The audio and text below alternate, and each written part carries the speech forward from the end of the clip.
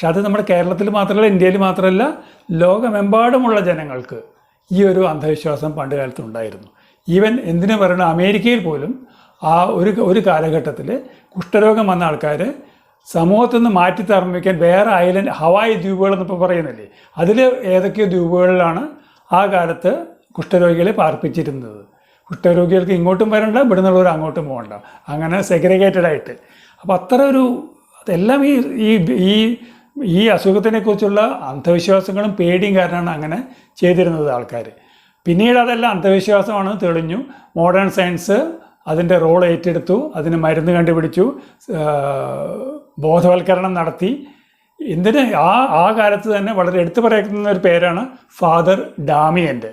father Damian ഈ Hawaii ദ്വീപിൽ പോയി കുഷ്ഠരോഗികളുടെ ഇടയിൽ അവരെ ചികിത്സിക്കാനും സഹായിക്കാനും ചെയ്ത് അവസാനം അദ്ദേഹവും അതിന്